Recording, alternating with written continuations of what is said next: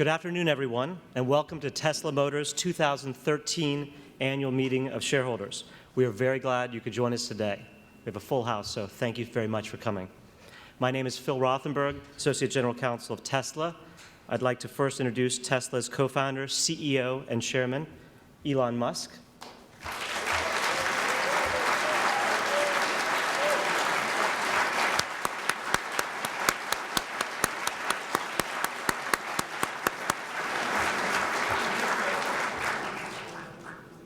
Let me also introduce some other people here from Tesla. We have our board of directors sitting right up here, as well as our CFO, Deepak. In addition, Steve Stullins from PricewaterhouseCoopers is here today. PricewaterhouseCoopers, as you probably know, is Tesla's independent auditor. There are two parts of today's meeting. First, we'll do the formal part, and we'll cover two items that shareholders have been asked to vote on. Following completion of this, Elon will provide a brief overview of the company. So let's get started by calling the meeting to order. Before we begin the formal agenda, I'd like to announce that the polls are now open. If you haven't voted by proxy, or if you'd like to change your vote, please do so now. If you'd like a ballot, please raise your hand, and either Lisa or Yun will come by your seats and give you a ballot and allow you to vote. Please keep your hands raised while they come by. While we're doing that, I'd like to discuss with you a couple things. First, the rules of the meeting are on the agenda that was passed out today, and we'll follow those. Tesla Motors' board of directors has appointed Lisa Brenton of Computershare to serve as our inspector of election for this year's meeting. Lisa has taken and signed an oath as an inspector of election. This document will be filed today with the minutes of the meeting. Computershare has certified that starting on April 17th of this year, the proxy materials, or a notice of internet availability, the proxy materials, was provided or mailed to shareholders as of record of April 10th, 2013. Copies of these proxy materials and related certificates will be attached to today's meeting. Lisa, I think there's some more people right in the center. We have a majority of outstanding shares represented in this meeting, so I declare that a quorum is present, and we may proceed with the business of the meeting. We're conducting the meeting in accordance with the company's bylaws. Today, we have two items on the agenda. They are, first, to elect two Class 3 directors, Brad and Ira, to serve for 3-year terms or until their respective successors are duly elected and qualified. And number two, to ratify the appointment of PricewaterhouseCoopers as our independent registered public accounting firm for the year ended 12/31/13. Anybody else need a ballot? Jan, I think there's one more gentleman in the center right there. There's a person in the far back. Lisa, there's a person, well, actually two people in the far back.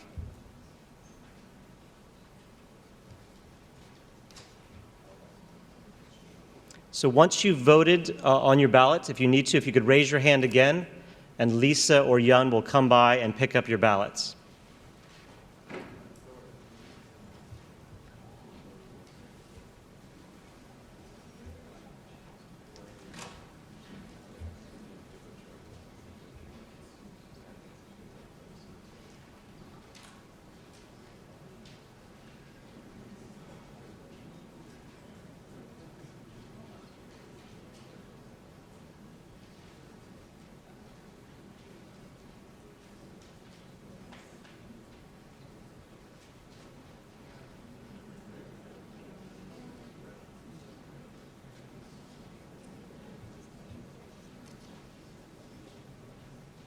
Any additional ballots out there? There's a couple on this side. If you could hold them up high, we'll grab them quickly.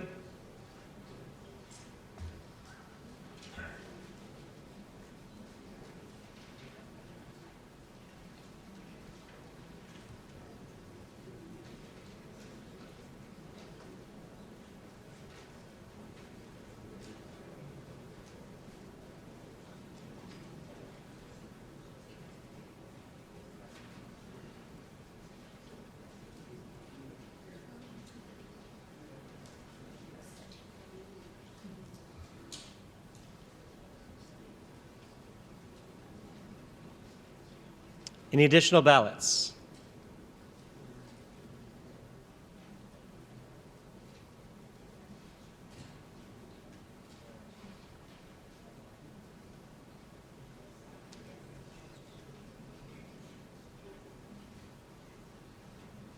Lisa, do we have all the ballots?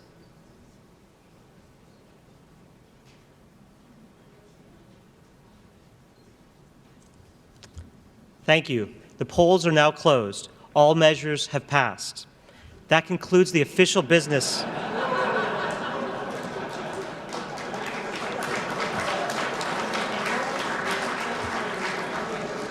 As a point of clarification, going into the meeting today, we had a 90% quorum that had already voted online. But we do appreciate your attendance and voting. Thank you. So that concludes the official business of the day. I now declare that the formal part of today's meeting is hereby adjourned. I now welcome you to stay for Elon's presentation. We'll leave time at the end for questions and answers regarding Tesla. If you do have a question or answer, I ask that you line up behind one of these two stationary microphones. And please note, we do have a full house here, so if you could keep your questions brief and to the point. We're going to try to adjourn around 4 p.m., and there might be a lot of people with questions. During the course of Elon's presentation, we may discuss our business outlook and make other forward-looking statements. Such statements are predictions based upon management's current expectations. Actual results or events could differ materially due to a number of risks and uncertainties, including those disclosed in our most recent Form 10-Q filed with the SEC. Such forward-looking statements represent our views as of today and should not be relied upon thereafter. We also disclaim any obligation to update these forward-looking statements. And with that, please help me welcome Mr. Elon Musk.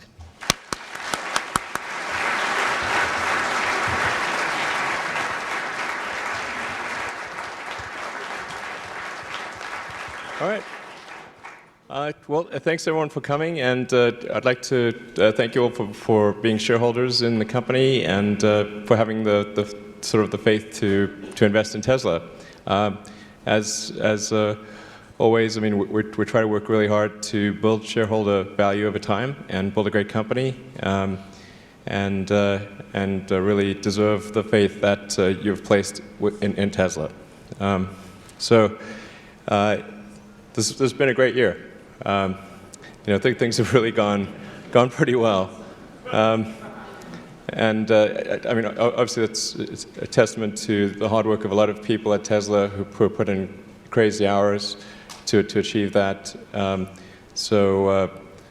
like to just mention all of their efforts to get here, because it was extremely difficult. And also, there were many people that thought that Tesla would fail. Many of them unwisely chose to short our stock. I presume that those people are not here today. Yeah. So I'll go right into the presentation. Blah, blah, blah. Forward-looking, this, that, and the other.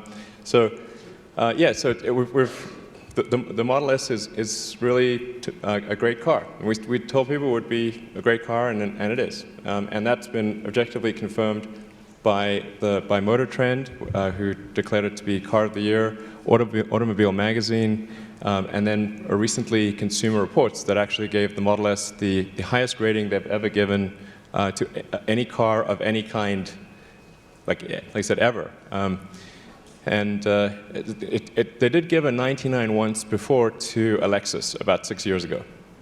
But this is the only other car to get 99. In fact, the only American car ever to get 99. That's, yeah.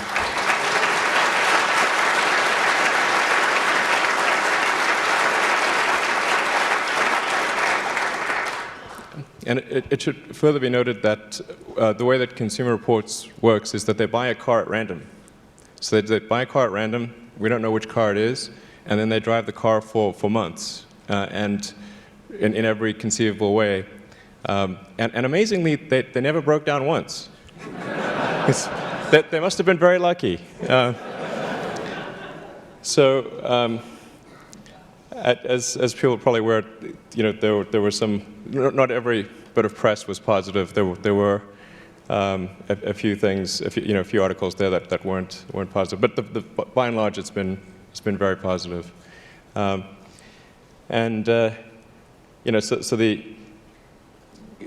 the reason we didn't get 100, I should not to quibble, was because the Consumer Reports said there's a question around the availability of rapid charging and the ability to travel freely wherever you want. In fact, that was the reason we didn't get 100. So I'm wondering if we address those issues, whether that 100 is possible. I actually don't know. I've not asked them, but we will try to address those issues. So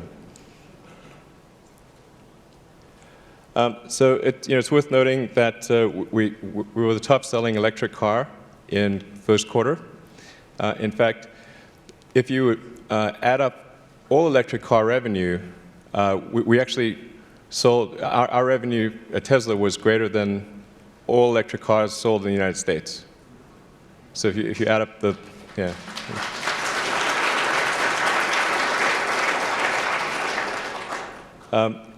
Now, obviously, I think what that means is we definitely need to try to bring a lower-cost car to market. So hopefully in about 3 or 4 years, we'll be able to do that. But it was a good quarter, and certainly, I mean, good, I think by any measure. And I think we've got a good foundation for success in the future. We've developed a solid base of intellectual property. And even though I'm not the biggest fan of patents, we do have a lot of patents. And then we've been able to build up a significant brand. So there's a lot of awareness of Tesla. And that awareness is somewhat polarized. People tend to love us or hate us, but they rarely are indifferent. But we have a lot of mind share, and that, I think, is valuable. We've got some great partners with Daimler, Toyota, and Panasonic. In fact, Daimler's here. I appreciate Daimler's support over the years. And then we've got the potential for a lot of future growth on the Model S platform, because the Model X will be built on the Model S platform. And then we could potentially do some other products on that platform. And then we'll develop, in the longer term, a lower cost platform, higher volume, and try to produce a car that's about half the cost of the Model S, a little bit smaller. That really has been my goal since the start of Tesla. And I'm really looking forward to bringing that to market eventually. And then, obviously, we've got a great management team, and we're in the I think in a solid position from a cash standpoint. So with the last financing round, we raised more money than we think we need, because we wanted to give people a high level of confidence about Tesla, so that if there's a short-term supply interruption, like let's say there was a big earthquake in California, we sometimes have those. Touch wood. And there could be sort of some natural disaster in some part of the world, or a supplier that goes bankrupt or something like that. Thought it was really important to have sufficient cash to be able to last through some difficulty like that, and not be sort of flying at treetop level. I mean, even if your airplane is working well, flying at treetop level is a little dodgy. So I think that having that cash balance gives us a lot of risk assurance. And we're seeing continued strong demand for the Model S, with demand in North America somewhere in the 15,000 unit range. It's a little above 15,000 units a year in North America, and that's continuing into Q2. So we think we're going to have a pretty good Q2 that's comparable to Q1 on a unit volume basis, on the same, roughly the same. And And then going into Q3, we'll have obviously some incremental demand from Europe, because we'll start shipping cars. They'll get on a boat in late June, start arriving in Europe in July. And so obviously we think we'll have pretty good demand in Europe as well. And then in the fourth quarter, we'll start shipping to Asia.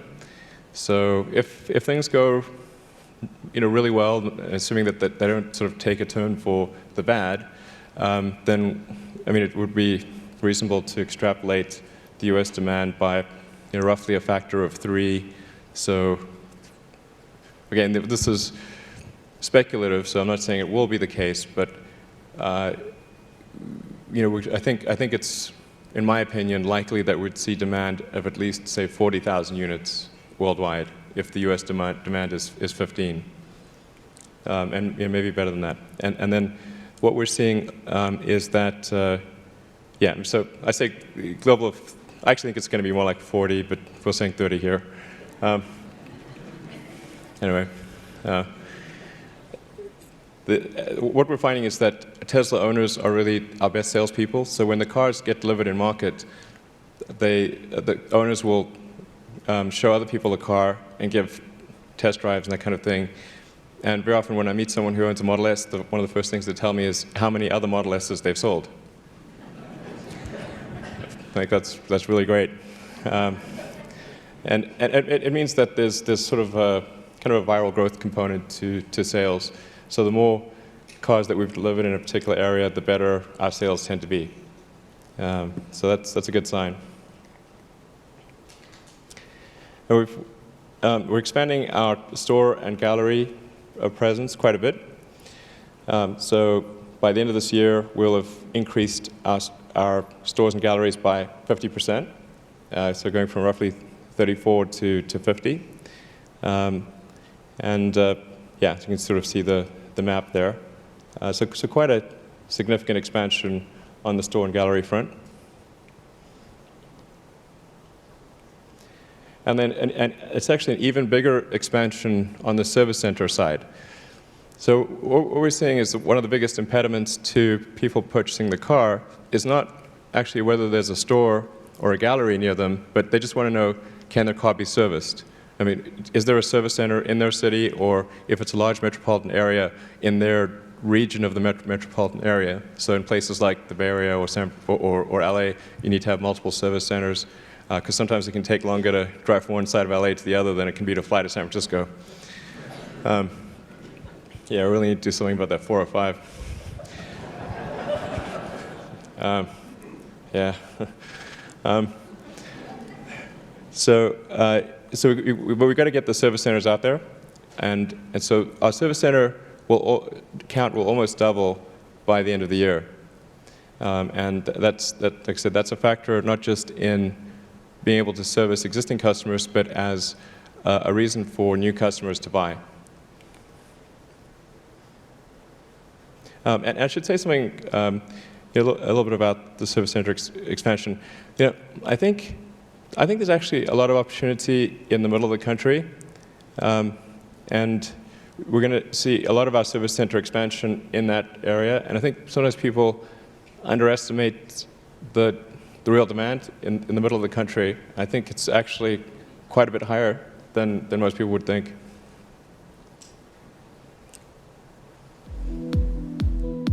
That's just yeah.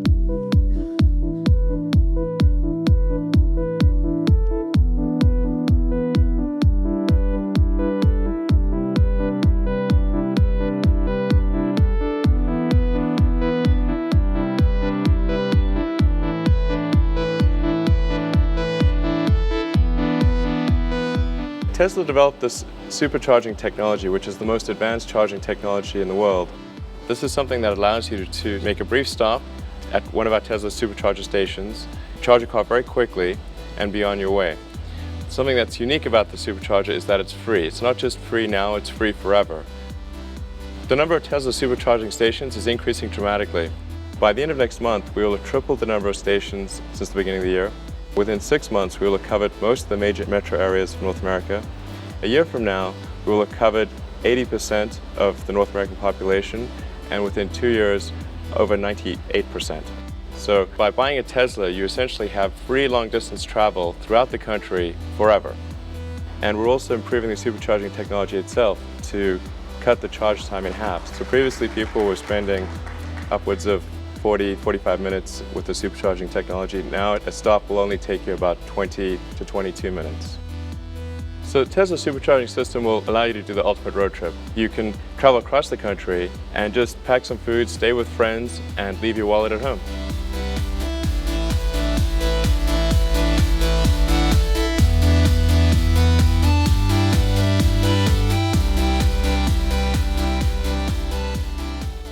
Yeah, so one of the things we're using the capital that we raised for is to increase the expansion of the supercharging stations.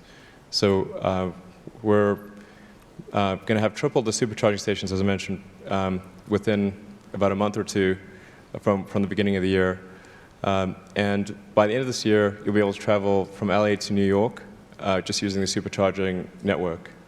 And in fact, I'm planning to do a road trip with my kids from LA to New York at the end of the year, which should be an adventure. And you know, it's I kind of like those Chevy Chase movies. So it could prove challenging, but I think it'll be fun. And when about 20 years ago, time's getting on, but when I was in college, I actually drove my car with my brother and I drove from LA to Philadelphia. But we kind of did a tour where we went from LA to, well, actually started off in the Bay Area, and then Bay Area, LA, then Vegas, and then Grand Canyon, through the Four Corners, over Wolf's Pass in Colorado, and then up through Wyoming to South Dakota, saw Mount Rushmore, then drove across the Badlands to Chicago, went to the Sears Tower, and then drove to Philadelphia, and saw the Liberty Bell. And so we kind of do that again with my kids at the end of the year. Make sure the supercharging system is working well. But I think it's going to be pretty cool to be able to do that. And I think this is a key answer to the whole question of can you drive for long distances with an electric car. We're going to show firsthand that you can. And something that didn't get quite as much attention in the announcement, because most of the media focused on the geographic expansion of the supercharger network, but the technology itself improved quite a bit. So we went from a 90 kilowatt max charge rate to 120 kilowatts, but we were able to improve the point at which the charge tapers off. Because with the lithium-ion battery pack, you always have to be careful as you get towards a full state of charge. You can't go at the same rate. You have to slow things down, kind of like filling a cup. You know, if you want to fill it up to the brim, you've got to get sort of slow as you get to the top. But we're able to improve the technology so that the taper point is much later. So compared to initial sort of road tests that where people use the supercharger network, it'll actually be about a halving of the charge time relative to what people's prior experience was. So we'd expect the typical stop time to be 20 to 25 minutes, maybe half an hour. Also the supercharging, if you want to know where the next nearest supercharger is, you can just tap the lightning bolt on the nav screen of the Model S, and it'll automatically route you to the nearest supercharger. And that's updated dynamically in real time. So as a new supercharger becomes available, that's updated immediately. And then with the improvements to the navigation software, you'll be able to just input any destination in North America, and the car will automatically route you to that destination in the best possible way using the superchargers. So you don't even have to think about it. It'll just take you, and it'll figure out the optimal route for the speed of your journey, and you can obviously adjust it accordingly, but it'll say, okay, this is the best way to go to complete your journey in the shortest possible time. I think it should work. We just want it to be like, you don't even need to think about it. You literally just type it, or you either verbally state where you're going or type it in, and the car just figures out everything else. For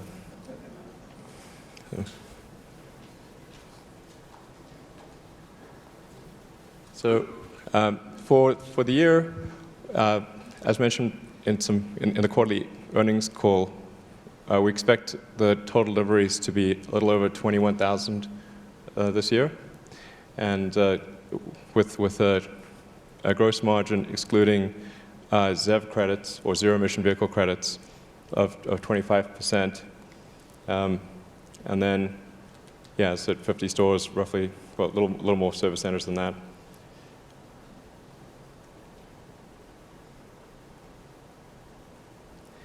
And then we're continuing to make progress on the Model X. With the Model X, the goal is to try to address the minivan market as well as the portion of the SUV market that is not addressed by the Model S. And the Model S does address some of the SUV market because it can do 5 adult plus 2 kid seating, and it's got the trunk in the front. So the Model S is good for occasional sort of 7-person trips, but if you've got more frequent trips than that, or you want more room, or you want to sort of have a higher seating position, then the Model X is the path to go there. And there are 2 significant innovations with the Model X. One is the double-hinged gull wing, or what we call falcon wing door, which is able to open, have a very big opening without the door arcing out far. So because of that double hinge, it can go up and over instead of arcing out and hitting the car next to you or hitting your garage roof.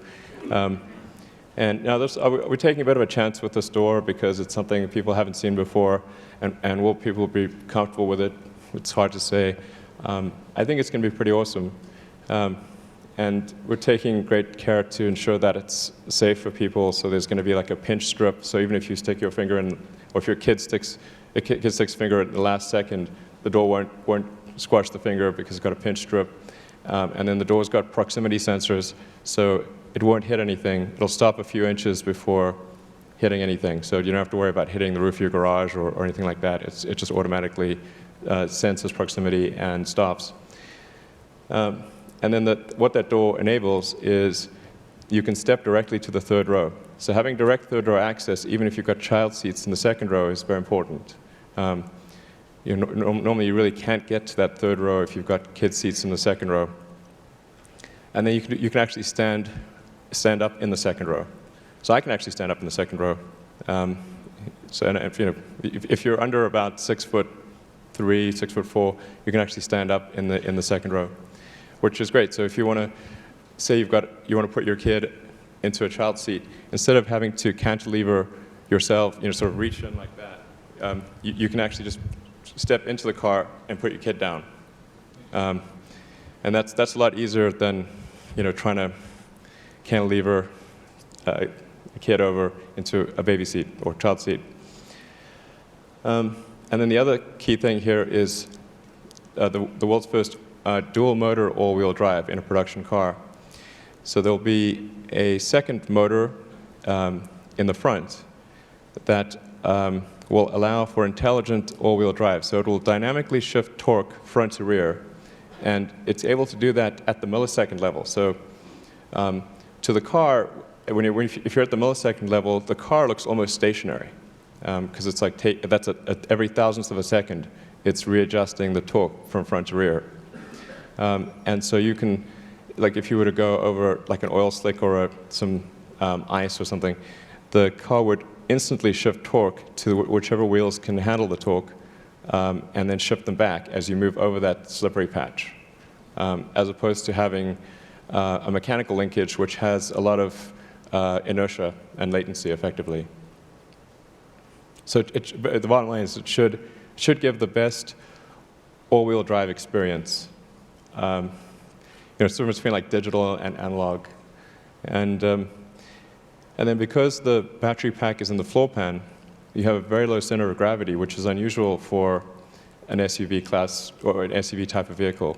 So it should have the lowest center of gravity of any SUV, and as a result, extremely good handling. So we want to try to have something which has got the handling of a sports car with that also looks great and has more functionality than a minivan. So that's what we're aiming for with the Model X. And we're aiming to have the initial vehicles hit the market or get in customers' hands at the end of next year.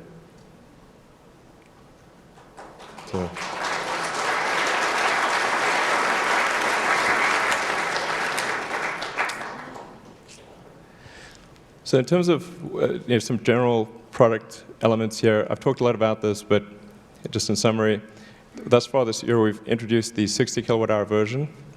We've completed development of the European version, which has the three-phase charging capability. And we're working on the Asia-Pacific version. There's a China-specific one and then one for the rest of Asia. We're working hard on the Model X, on right-hand drive, and on all-wheel drive. And then in the 2016 and 17, and probably end of 2016, I would say, is the third generation vehicle, or the vehicle that's a smaller, in a lot of ways, a smaller version of the Model S at about half the price. All right, so let's jump into Q&A. All right, everyone, if you could come and join us at the standing mics, just queue up here, and we'll take your questions, please.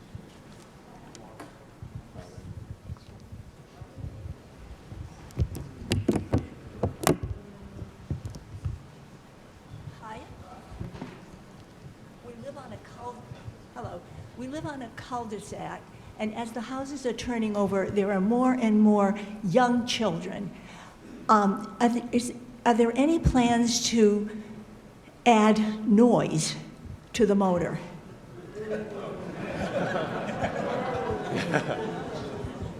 There is this question of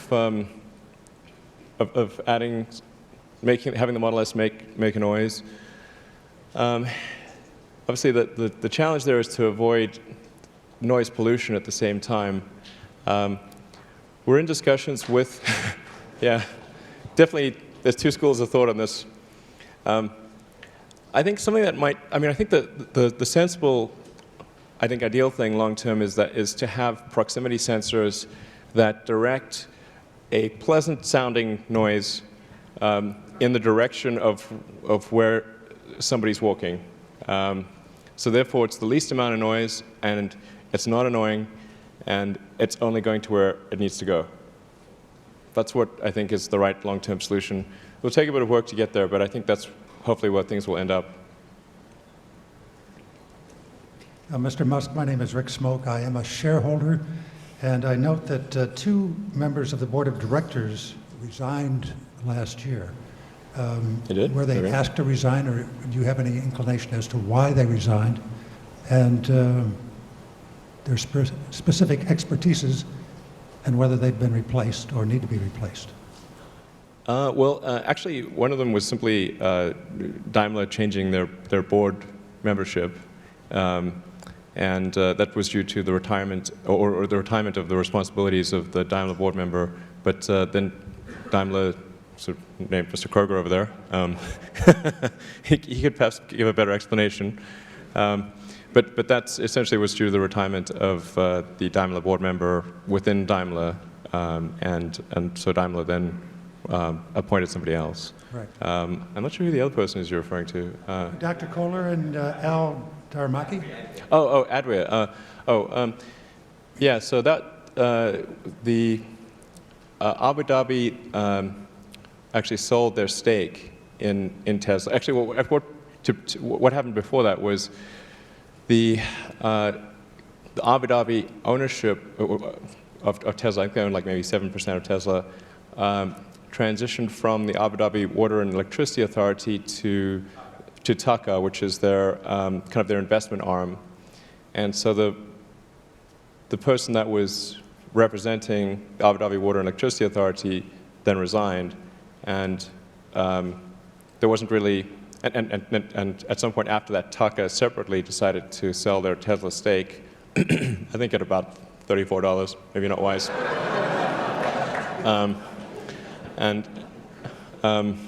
I did urge them to not do that, but that they decided they want to do that anyway. So I think there's, the board's primary responsibility is to represent the interests of the shareholders, so since they're no longer a shareholder, it didn't make sense to have them have board representation.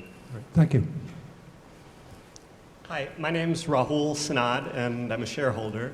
And fantastic job on executing on all the milestones this year. I wanted to get a quick update on one more kind of goal you mentioned at South by earlier. Are you having fun yet? I'm having a lot more fun these days. My New Year's resolution was actually to have more fun this year. Although the prior years were certainly ones of great achievement, they're very enjoyable in recollection. But were extremely stressful at the time. So I do think there's a steady improvement on the enjoyment factor. Thank you for asking. All right. Hi, Mr. Musk. I've got two questions. One is regarding working capital management. Do you expect receivables inventory, payables, and customer deposits to be roughly the same percentage of revenues going forward as they were in the March quarter, annualized? In other words, you're doing a great job with your working capital management, and like that's the only, I'm worried about the whole cash flow. I'm not worried, and you guys are doing a great job. Is your net working capital going to be real low relative to revenue, despite the growth in revenue? No, I think we'll be in great shape from a cash standpoint. And we have, not that we want to, be less cautious about our cash management, but we do have a lot of extra cash that we raised because of the last financing round. So that gives us the ability to, even if we basically suck at cash management, we'll do okay. But we don't want to suck. But even if we do, we'll still be okay. The other question, and I don't mean to make this kind of comparison, but Porsche's operating margin is about 18%, and their CapEx as a percent of revenue is about 3%. When the company becomes big, do you see sort of metrics like that in those two categories? Well, I think our CapEx is probably going to be higher because we're expanding more. As we build up more production capacity, we have to spend more on capital expenditures. And we're also doing things like the supercharger network and stuff. So I would expect our capital expenditures to be a fair bit higher than Porsche for some time to come. That said, on a separate metric of gross margin, I think we can probably get close to, maybe exceed Porsche's gross margin over time. It kind of depends, because I think for the Model S and Model X, we can probably meet or exceed Porsche's gross margin. For the third generation vehicle, which is primarily a cost optimization, I think we may, the right move there may be to actually, it probably is, in my opinion, to aim for a smaller gross margin on that vehicle. On the other hand, we will have a much higher volume over which to divide fixed costs. So, I think it's still going to be net profitable, but I would not try to. I think strategically, I would care more. I'd rather sell a car for less in that case than necessarily try to get the highest gross margin. Thank you. Yeah. Hi, Mr. Musk. My name is Kevin Wang. I'm a shareholder. Actually, first of all, is it your brother outside? Wait, right there. Oh, right there. I think I saw him earlier when I was outside. So I have three quick questions. First of all, you talk about the Model S owner are the best sell people. So is there a plan for, incentive plan? If not, I have a suggestion. Actually, I'd like to hear a suggestion. But there currently isn't an incentive plan, although arguably there should be. But Yeah, so Okay. what do you suggest? I would suggest that for every car that an owner sell, give 1 year free service. Okay, it's an interesting idea. All right, noted. Okay. All right. Okay, second question. And yeah, I'm going to get my Model S on the 18th. Okay. Okay, so I'm going to sell as hell. Excellent. Thank you. So my second question is that you tweet about, you on the Twitter, you tweet about that actually it may take less time to charge Model S than filling a full tank of gas. So That's right. is the recent announcement that it's 20-minute charge, that's it? Or is there's That is even not it. more? That's it? That is not it. I would say Cool. you should. I mentioned that there will be an announcement on June 20th. In fact, not an announcement, but a demonstration. Wow, okay. Now, third question. Live demonstration. Okay. Third question, I This could go also wrong. had my Model X reservation. And so about the Falcon Wing, have you considered, like, you know, if there's snow and rain and, you know, the ski on the roof things? Yeah. The door will actually shield you from snow and rain, so you'll actually be okay on that front. And we do have water channels for the water to flow off the door and around the entrance. Now, obviously, if you've got a lot of windy rain and that kind of thing, you're going to get a little bit of rain in the car, but it shouldn't be too bad. I mean, it's also true that if you open a conventional car door, you're going to get some amount of wind and snow in if it's blowing hard. For skis, we have, I think, some innovative solutions for carrying skis, and so it certainly is going to be important to be able to carry skis because that's a car that people would often use to go to ski country. So we do need to have a good solution on that front. Okay, Yeah. great. Thanks a All lot. right, thanks. Hi, Mr. Musk. Mark Olson, very happy shareholder, and I appreciate you building such a fantastic car on so many levels. Oh, thanks for buying one. And I didn't buy one. Oh, I couldn't buy one. what? Not yet. Oh, okay. Well, you should. But I appreciate you being a visionary too and trying to Right. improve the world. I live in San Francisco, and a lot of us are very ecology-minded. Sure. But a lot of urban dwellers like me, we do not have garages. So will there be a future supercharging option in cities? Maybe by the time Gen 3 comes around, which would be more of a city-sized car for parking on the street. Will there be options for our demographic? Or will we be out?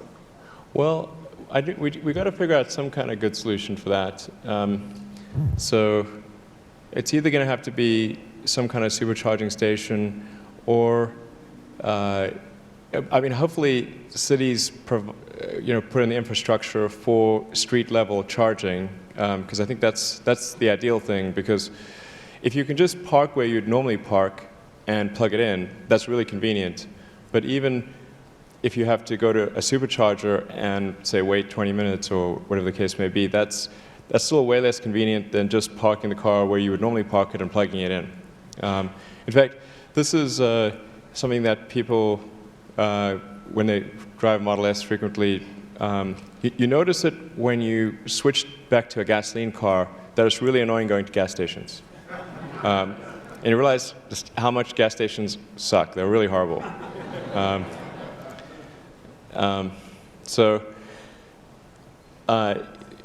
it's kind of hard to convince people until they have that experience of having a car and then finding that they have to do this annoying thing, which is to go to a gas station, just how valuable it is to charge your car where you normally park it. So I think we want to definitely get the ability to charge the car, get that infrastructure in cities, and to the degree that that isn't there, provide some kind of supercharging solution that allows people to own the car in places like San Francisco or Manhattan or London. It's a relatively small percentage of total customers, but nonetheless, we do need to address it long term. Hi, my name is Josh Merrill, and I'm a very proud shareholder. Did you buy a car? Oh, I wish, one day. Last year I asked you about self-driving cars. This year my question's a little more practical. Cars in the category of Model S, tend to have kind of this 6-year refresh cycle. Sales tend to peak around, year and a half, 2 years in. Now the Model S is a very different car. What's its life cycle? What's the life cycle of the Model S? And, where could sales peak? Well, in our case, because we don't have an existing service and sales infrastructure, I think the peak sales of the Model S will probably be in year 3 or 4, because it's going to take us a while to fully build out sales and service in North America, Asia, and Europe, and as well as get the Model S to South America, we get a lot of complaints about the car not being in South Africa, for example.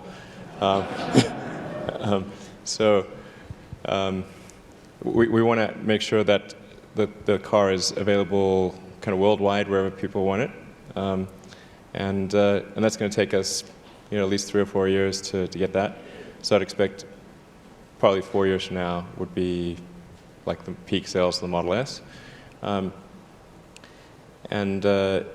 then in terms of when there would be a significant redesign of the Model S, it is probably at the 6th or 7th year. And as is typical, we would do sort of a mild refresh at the 3 or 4 year point. So typically in the halfway through the cycle, manufacturers will do kind of a modest refresh. And I think we'll do something similar. Thank you. All right. Hello, Mr. Musk. Yep. Leslie Kinsella, shareholder. My question relates to the Mercedes B-Class and all future possible Tesla-powered cars that don't wear the Tesla badge. It relates to the supercharger network. I was wondering if it's opened up to those vehicles as a way of getting consumers to demand that if they are going to buy an EV, it will be Tesla-powered. Thank you. Sure. So Tesla, we're really open to other manufacturers wanting to use the supercharger network. We'd have to ask for some compensation because effectively the cost of the supercharger network is built into the price of the car. So there have to be some cost sharing on that basis. And I really want it always to be the case that the supercharger is free once you bought the car. So it wouldn't have we don't want to have this sort of pay every time you arrive thing. I think it's just so much easier if you just build it into the cost and you arrive and you just never have to deal with anything.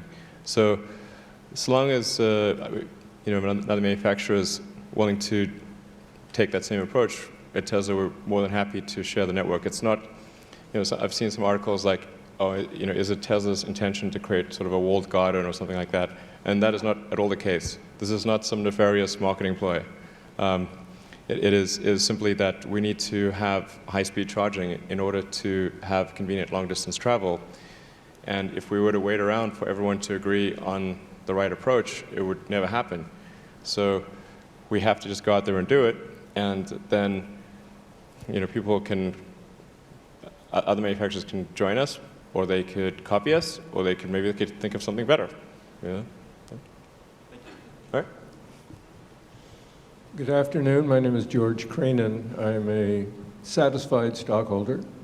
The National Automobile Dealers Association and several state dealer associations have basically declared war on Tesla.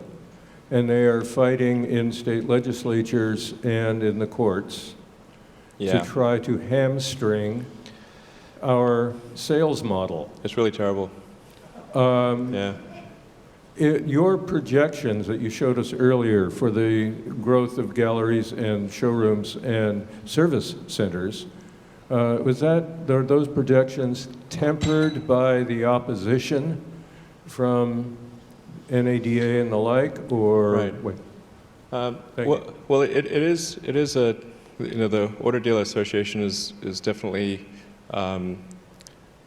creating some problems for us, making it harder to get things done. I mean, The fundamental problem is the Auto Dealers Association, or the Auto Dealers keep saying, oh, we should grant them a franchise, but then I ask, okay, can you give me some examples of companies that have granted a franchise, like startup companies, where that's turned out to be successful? It's like, didn't work for Fisker, didn't work for Coda. Well, let's see, I mean, in the last 90 years, when did it work? And there's no good examples. And so I feel like we have to do this directly.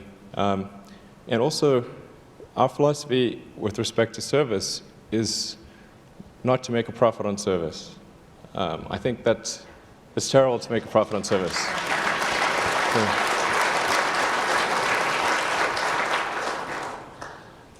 And unfortunately, the way that the Auto Dealer Association is set up is that they make most of their profit on service. So this obviously would not be a good outcome.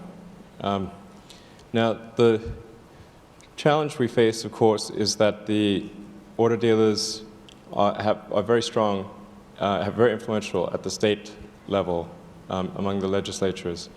And I should point out very often this is not it's not like some small mom and pop operation. It's the giant auto dealers that are the big national auto dealers that are the biggest challenge here.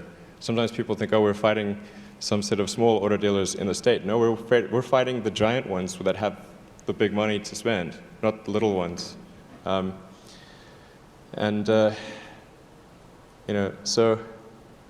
but if you look at the opinion poll, if you look at the opinion polls in any state, or nationwide, or anywhere, any opinion poll of anywhere in any context as to whether people want direct sales, the answer is overwhelmingly yes. So in North Carolina or Texas, obviously in California or nationwide, the percentage of people in favor of allowing Tesla to do direct sales varies from a low of 86% to 99%. And in the case of the 86, there was a concerted attempt by the auto dealers to get everyone they could to possibly vote against it. And it still was 86% in favor. So clearly, if democracy was working properly and the legislators were implementing the will of the people, something else would be happening. And there would not be legislation trying to artificially restrict direct sales. Right now the Auto Dealers Association is they're crowing about the fact that they were able to defeat us in Texas, and that they're making so much progress in North Carolina and stopping us in Virginia. And it's like, I think it's outrageous that they would crow about a perversion of democracy. That's just wrong. So, I think they're making a big mistake. Yeah, and I think what's actually going to happen is, I think customers are going to lead a revolt on this front, because, if I was in a customer's position, I'd be like, and some organization was so happy about being able to spend lots of money and pervert democracy in a bad direction, I would fight really hard to sell that company's product. And I think that is what's going to happen.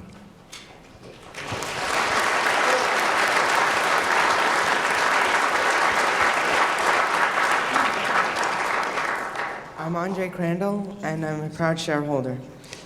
When you make the fifth generation of the Tesla, that will cost around $30,000. Will it still be the same body shape as the Tesla S? So with the third generation vehicle, we expect it to be in family with the Model S. So you'll see like a sort of strong family resemblance. So the short answer is yes. But with that third generation, we want to try to think of some interesting things we can do that go beyond simply scaling down the Model S and scaling up volume. We haven't thought of anything really big right now. I mean, if we get lucky, maybe we can incorporate some of the autopilot or self-driving elements into that vehicle. But I don't know if we'll be able to do that in time. But that it could be something like that. Yeah. So. Thank you. All right. Hi, Mr. Musk. My name is Dorian Ledger. I'm a small shareholder and a big fan. My question is about supercharging stations. You mentioned that supercharging technology is expected to advance. Is there any concern that with the rapid expansion of supercharging stations across North America, we might be marrying Tesla and consumers to infrastructure that will need to change in the near future? Yeah, actually, we're going to upgrade the supercharging technology over time. I mean, we have a relatively small deployment of superchargers right now, but we're upgrading them from 90 kilowatt capability to 120 kilowatt. And then something I mentioned kind of as a side comment in the supercharger announcement is that we're also starting to do stationary storage. So we have stationary battery packs at the supercharging station. And then when you combine that with solar, you can actually charge the battery packs during the day with solar power and through the week and kind of build up energy in the stationary battery pack. And then the cars can use that at will. And that unlocks even more power potential. In the future, we could potentially go above 120 kilowatts. And without necessarily having to lose the investment in the hardware infrastructure that's there. So it's more additive than replacing stuff. And the long-term goal, as I mentioned in the supercharger announcement, was that even if there's like a zombie apocalypse or something, very, very popular in movies and TV shows, even if like civilization crumbled or something like that, that the Tesla supercharging stations would still be functional. Thank you. All right. Hi, Mr. Musk. I'm Vicente Silveira. I'm a Model S owner, and I bought my shares after buying the car because the car is so great.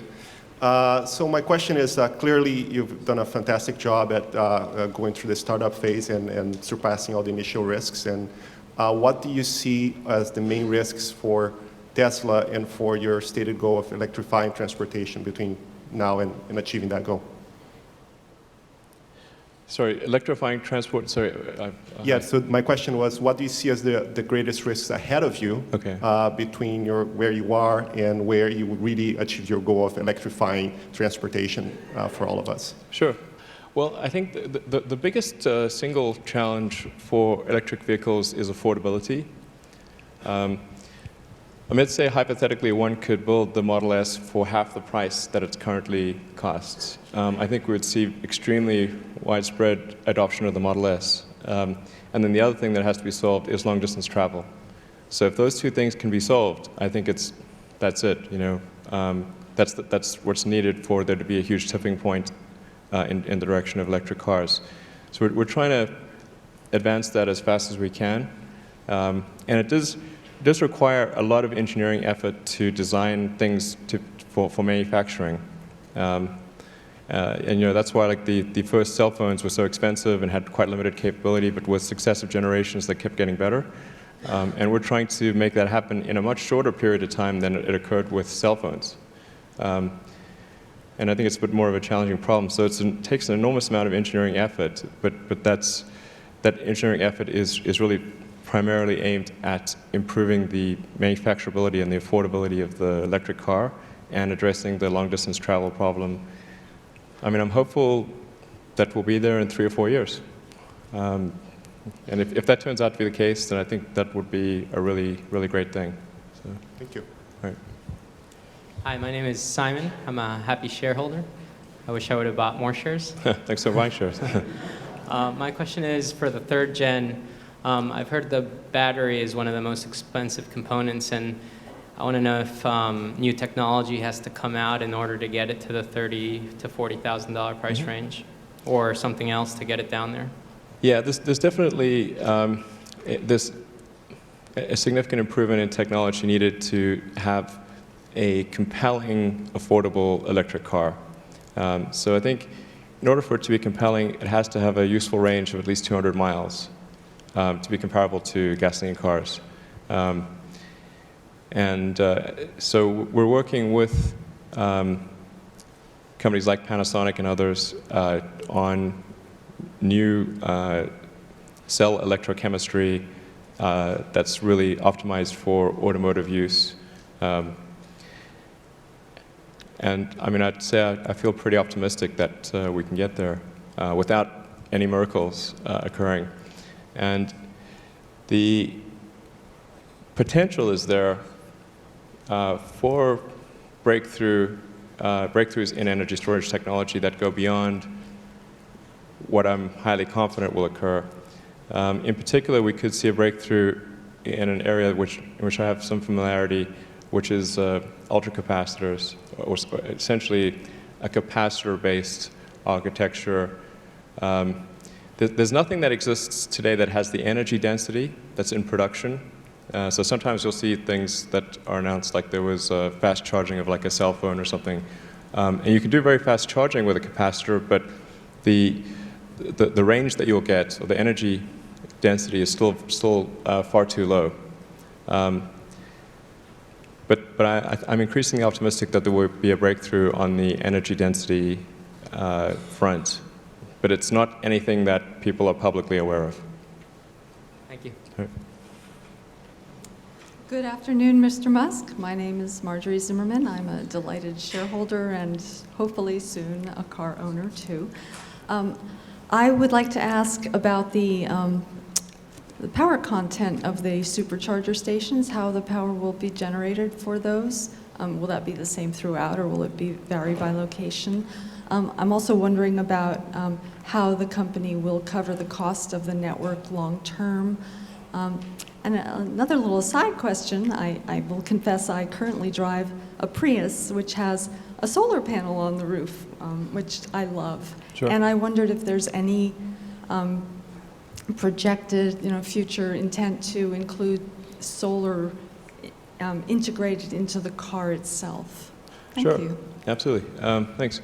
The plan is for almost all supercharging stations to have solar power, so to have essentially create a solar carport over all of the parking bays where the supercharging occurs. And sometimes I've seen people do kind of back of the envelope math where they say, oh, you can't generate the amount of power that you need from that surface area.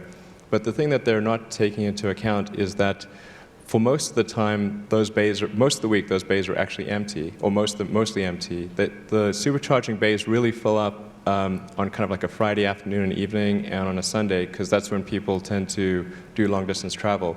So we actually try to size the number of supercharging bays, the number of connectors and supercharging hardware for peak usage, which occurs quite rarely, or certainly is intended to occur quite rarely. There are a few supercharging stations where we need to really improve the number of bays very quickly, like the one in Gilroy. I would advise you to avoid Gilroy right now, for at least during peak times. But we're working to expand that as fast as possible. So the intent is to generate more energy from solar power than the cars use in the course of the year. So you're net positive in solar power generation at each supercharging station. And now there are some supercharging stations which will be very far north. We have some in Norway that'll be like right on the Arctic Circle. So obviously there's not going to be a lot of sun, there in winter particularly. It's dark all the time. So what we want to do there is to buy sustainable power. So buy like say hydropower or something like that, or geothermal. So we want to have the whole supercharger network be completely sustainably powered, one way or another. So we're going to make that happen. And then for the car itself, and then the ongoing cost of the supercharger network, it's relatively, it's not super expensive to keep it going because there's that initial capital cost to establish something like solar power. But then if you're generating positive net power through the year, then the power bill from the utility is negligible because you're only connecting basically for backup power, or kind of a trickle charge power. So it's quite a low connection charge from the utility, and we pay either zero rent or very tiny rent because we're essentially just creating a solar carport over existing parking spaces at highway rest stops. So we're not building any new parking structure. It's just we're getting priority, so Model S's get priority. But it really isn't any infringement on the highway rest stop operator. In fact, it's a magnet for high-end customers. So if you want more customers at your highway rest stop, then this is a good thing. So our power usage is low. Our rent is very low to zero. Then it's mostly a question of ongoing maintenance, which is it's a cost, but it's also not super high. So our ongoing cost for maintaining the supercharger network is way lower than any estimate that I've seen. People seem to be way overestimating the ongoing maintenance cost. It's mostly a capital cost of getting it established in the first place. And then for the solar power on the car, it almost always makes sense. In fact, I'd say, yeah, verging on always makes sense to actually have the solar panel on your house or business, because then it's always generating power. It's at the right angle. Whereas if it's on a car, sometimes that car can be parked in a parking garage or something like that. It's still cool, I think, to have a solar panel on the car, but the cost per watt of that solar panel is a fair bit higher than if it was in a stationary application.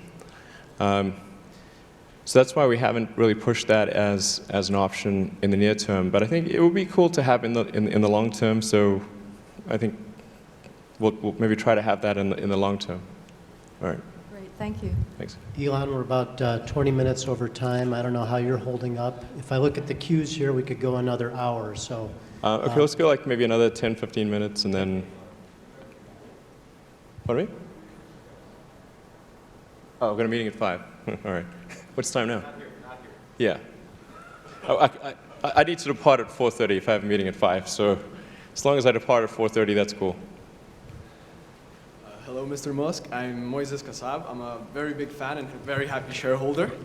And I was wondering if there's any plans to have more a presence in emerging markets like Mexico once Gen 3 rolls out, and if you're going to be keeping the direct-to-consumer model, since many companies like Apple that have very successful direct-to-consumer models are not selling direct-to-consumers in countries like Mexico.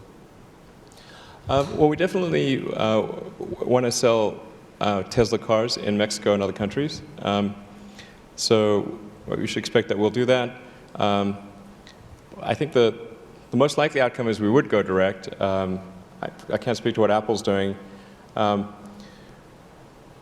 generally, like it's not as though I'm actually hell-bent on going direct, but whenever people have proposed, proposed that we give them an exclusive distributorship, they generally don't agree that should come with some sales commitment, which seems a bit silly. So like, okay, why would we do that? We'd only agree to an exclusive distributorship if there was a commitment to a certain sales volume. Otherwise, we've potentially cut ourselves off from the ability to sell cars in that region. Is there a timeline or any idea where? Well, I think we'll probably expand beyond North America, the EU, and China and Japan sometime next year. Probably middle of next year or something like that. Thanks. All right. Thank you, Mr. Musk. My name is Eric Gross. I'd like to thank you on behalf of today's shareholders like myself, and also for potentially leaving a much better planet for future generations. Two quick questions. Might there be any recoupment of revenue from ZEV credits or something like that in moving into Europe and Asia that would replace those credits that you apparently believe were going to be being phased out of through the remainder of this year? And then the second question I had was, might there be anything in the works to partner up with corporate entities in the hospitality industry whereby we might put the solar stations at those places? They would make great overnight places to stop and charge your Tesla, and it would be a win for them and a win for Tesla. Sure. So we actually have worked with a few hotels to provide high-powered wall connectors, because you don't really need a supercharger if it's going to be overnight. You can just do it with like a 240-volt kind of 40-amp connection, or even a 20-amp connection is fine for overnight charging. So I think we need to expand that program, but we do that to some degree. And sorry, what was the first part of your question? Oh, ZEV. Sorry, ZEV, absolutely. So ZEV, since we expect, probably 2/3 of our volume to be delivered outside the U.S., which does not have the no ZEV credits outside the U.S., and only about half of our volume in the U.S. is ZEV credits. That means only about roughly 1/6 of our cars would have ZEV credits. Unfortunately, there's no program that we're aware of that is similar to the ZEV credit mandate. And in fact, the ZEV credit mandate is mostly about, was really instituted for local air quality reasons, as opposed to sort of the CO2 global warming type of stuff. It was really because to improve the quality of air that people breathe in LA and San Francisco and New York. Because people, sometimes forget that, like, when you have a gasoline or diesel car, it's emitting really toxic gases. In fact, if you were to run, if you were to breathe too much of that, you would die. So it's like you can't like turn the car on and be in your garage for eventually, for very long. And obviously, while that effect is dilutive, in a kind of an open setting, it still actually negatively affects people's health, and that's actually the reason that the ZEV credits were instituted quite some time ago. But unfortunately, it's only about half the U.S. population, or half it's I think 14 or 16 states or something like that, covering about half the U.S. population. And I don't see that getting replaced in any way. My name is Pradeep Pramanik. I'm a shareholder and a son of a very jubilant car owner. Great, thanks. He spends about an hour after work on the screen, browsing the web. With that in mind, as the licensing deals go through, how do you propose in 5 to 7 years from now continuing to maintain and build the Tesla brand image in order to keep sales up over time? I'm actually not the hugest believer in brand, or in marketing for that matter. Like there was some recent article about how I'm such a great marketer, and like I say the stupidest things that cannot possibly be true. My issue is that I don't have a filter, not that I have too much of a filter. So I think the real way that brand happens is if you make good products. And then people look at that product and say, well, okay, if the company can make that product, then maybe other things that company makes will also be good. And that's what brand is. It's real simple. So when people look at the Model S, if they like that, then they'll say, okay, well, maybe the Model X will also be a good car, and so we'll buy that too. That's brand. Not any more complicated than that, I think. Thank you. That's what I wanted to hear. All right. Hi, Mr. Musk. My name is Dominic Leuenberger. I would like to ask you whether you already mentioned supercapacitors. And I would like to ask you whether you plan to combine batteries and supercapacitors in order to combine energy and power density in modules. Yeah, that's a good question. Actually, that was, you know, in the beginning with Tesla, when we were designing the architecture, the energy storage architecture, I kept pushing for just exactly that, to say, you know, shouldn't we have an ultracapacitor combined with a battery pack? But what we found was that if you have a big enough battery pack, you are not power limited. And you know, capacitors are sort of good for power, batteries good for energy, and so even though you have a relatively poor power to energy ratio with a battery pack, when it's big enough battery pack, it doesn't really matter. So that's what we found. Hi, I'm Lance Dunn. I'm a shareholder. I'm a Roadster owner and a future Model X owner. See, power of brand right there. Yes. My question is, how much does it cost to build one of these supercharging stations, and why isn't it compatible for Roadster owners? Okay. And Yeah, my next question is, I put down $40,000 for the Model X instead of the $5,000, and Thank at you. that time, if I would have invested it in Tesla stock, okay,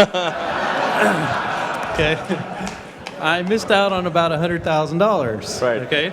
So, is there any way you can offer us shares to compensate for that time? My $40,000 is still going to be $40,000. Yeah, that's a tricky one. So for the supercharging stations, the reason that they don't support the Roadster is because in order to charge at a really high rate, what we built into the Model S was the ability to have a high voltage DC bypass direct to the pack. And now that involves some complicated electronics and some very big junction boxes and relays, because there's so much power that's moving through there. So through the same charge port, the car can actually either send AC power through the onboard chargers to the battery pack, or send DC power direct to the battery pack.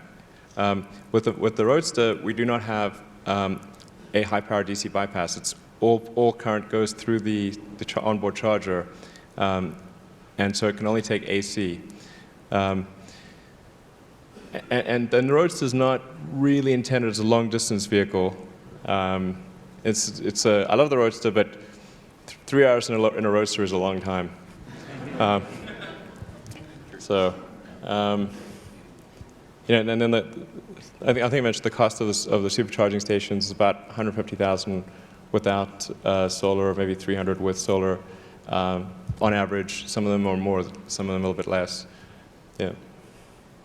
Thank you. Thank you. We only want 1,000 shares. That's it. seems like a good deal. Good afternoon, Mr. Musk. My name is Cassius Jones, and I'm a shareholder. My question relates more broadly to the electric vehicle market. It's currently in a pretty nascent stage. As it matures, how do you see the competitive dynamics changing? And I'm specifically interested in how you might balance your personal goal to see electric vehicle transportation flourish while also, you know, doing your duties as the Tesla CEO and maximizing shareholder value. Yeah, that's a tricky one. I mean, I actually think that the goals are reasonably well aligned to bring electric cars en masse to the public and building shareholder value. Or at least I think they're aligned in the long term. They may be not aligned in the short term, maybe. But I think the reason they're aligned is because in order for Tesla to make lots of electric cars and come out with new products, we have to generate more cash than we spend and generate enough more cash that we can afford to do future product developments. So that means that we are going to have to be profitable, essentially, and certainly generate a lot of additional cash flow from existing products in order to pay for the development of future products. So I think it's reasonably well aligned. Like I said, at least in terms of long-term shareholder value maximization, there are obviously things we could do which would have a short-term effect on on the stock price, but I think those would ultimately be disadvantageous in the long term. Okay, I think we're going to Okay. have just this be the last question. Sorry, this, yeah. Those waiting in line, please see me afterwards to try to help you out. And so go ahead, please. Thank you. My name is Alex Navasad, and I am a shareholder. In fact, I quit my job in October, and thanks to Tesla, I'm still unemployed happily. Okay. Able to do what I want. So thank you. First, I'm here to represent Nashville, Tennessee, and like you said, I think middle of the country has a lot of customers. I'm particularly from Franklin, which has a lot of affluent customers who are environmentally conscious. Yeah. I looked at roadmap. There's not any time soon to bring service center. So here I'm just to plead that please bring a service center and a store as soon as possible. I think it would be really great for Tesla. Yeah, I actually totally agree with that.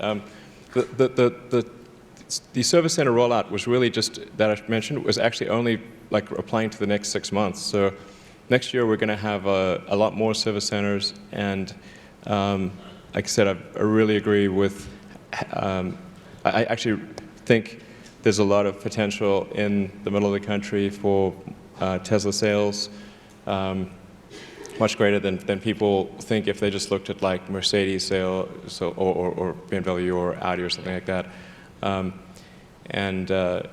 So we're definitely going to take rapid action on that front. And that's why we haven't published the service center kind of opening schedule, but that's something that's going to change. On the website, we'll publish when we expect service centers to open, so that people have some sense if they were to order a car for delivery in a certain time frame, that there will be a service center available by that time. Okay. And this was just, by the way, my main question. Well, first, if you need somebody to help, I'd love to help open a service center there. Oh, thanks. But also, my main question is, I'm a motorcyclist, and I love motorcycles, yet I don't like the noise pollution that associate a lot with the loud cars. So my question to you is, Tesla planning to bring motorcycles? I think an electric motorcycle would be great, but also, regardless of your answer to that, is, and this is really insane, but I've seen your interview where you said you went to Netscape once to be in their building just to get a job. So I want to say I really want to work with you. I was unsuccessful, by the way. Yeah. I know. But just really want to work with you. And is there any chance to get 5 minutes of your time to explain? I have some ideas for motorcycle and other products that. But also a question: are you planning to bring a motorcycle as part of Tesla right now? Well, I think it's very important for a company to focus. So right now we're focused on the Model S, and then so after that the Model X. There is a company called Bramo that I think makes electric motorcycles, and I think some other companies as well that are doing electric motorcycles. So there are electric motorcycles for sale, just not from Tesla. Yeah. So, and as far as working at Tesla, I would certainly recommend applying through the website. But I mean, I do support sort of hiring, counterintuitive people who aren't necessarily from the car business or something like that.